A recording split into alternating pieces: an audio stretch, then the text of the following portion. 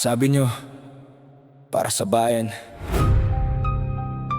Sige, nasaan ang resibo?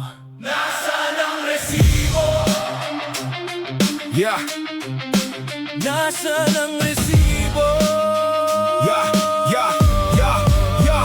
Bawat sahod may kaltas, bawat billing may buwis, bawat litro, bawat kuryente, bawat galaw may singil. Pero pag umulan ng malakas, lubog pa rin ang kalsada. Pag nagkasakit ang mahirap, pila muna bago lunas. May bagong proyekto, may bagong tarp sa poste, may mukha ng politiko na mas malaki pa sa proyekto. Akala ko pera ng bayan ang ginastos dito, bakit parang utang na loob pa namin sa inyo? May ribbon cutting, may camera, may palakpakan. Pagkatapos ng litrato, saan na yung serbisyo sa bayan? May pangakong trabaho, pabahay, murang bilihin, pero kada eleksyon lang yata kami kayang pansinin. Sabi nyo tiis muna, sabi nyo uunlad din. Ilang dekada na yung linyang paulit-ulit naming dinig. Habang anak nyo nasa abroad, may kotse, may security. Anak namin nag-aaral ng gutom, walang pamasahe pa uwi. Hindi kami bulag, hindi kami bingi.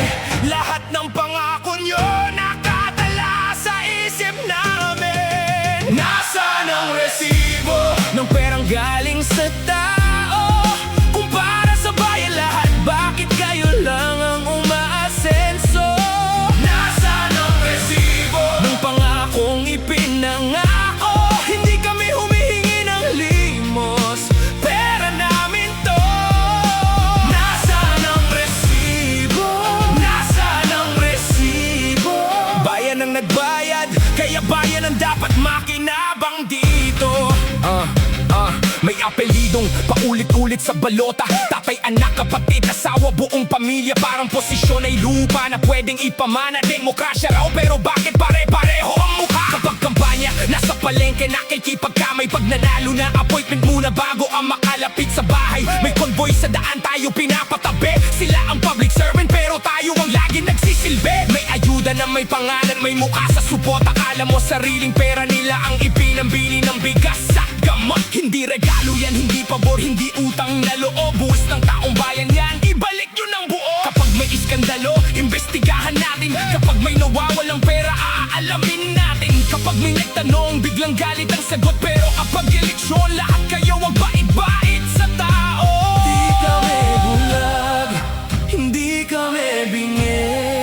Hindi habang buhay makakalimot ang mamamayan. Nasaan ang resibo ng perang galing sa tao? Kung para sa bayan lahat, bakit kayo lang ang umaasenso? Nasaan ang resibo ng pangakong ipinangako? Hindi kami humihingi ng limos, pera namin to. Nasaan ang resibo? Nasaan ang resibo? Bayan ang nagbayad, kaya bayan ang dapat makinabang dito. Huwag niyo kaming tawaging reklamador dahil nagtatanong kami. Huwag niyo kaming sabihang walang utang na loob dahil hinihingi namin ang serbisyo. Hindi hari ang nakaupo, hindi alipin ang bumoto. Trabaho niyo yan, buwis namin yan, bayan namin to. Bakit kapag mahirap idnakaw diretso kulungan? Kapag makapangyarihan hearing muna preskon paliwanagan. Bakit batas mabigat kapag nasa baba ka, pero parang papelang kapag may pangalan ka? May ospital na kulang kama, silid-aralan kulang upuan. Magsasakalugi sa ani, manggagawa kulang ang sahod buwan-buwan.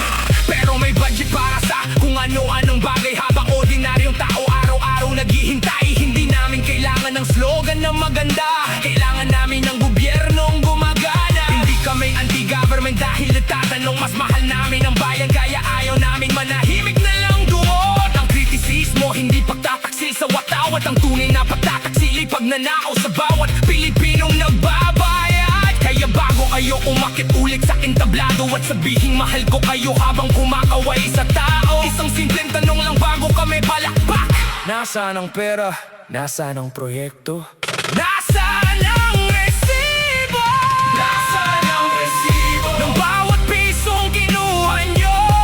Kung pangalan namin ang dahilan, bakit hindi namin ramdam mong pagbabago? Nasaan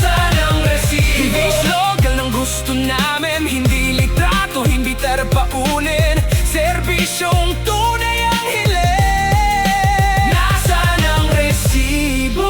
Nasaan ang resibo? Hindi kami mananahimik dahil bayan ang nagbayad dito.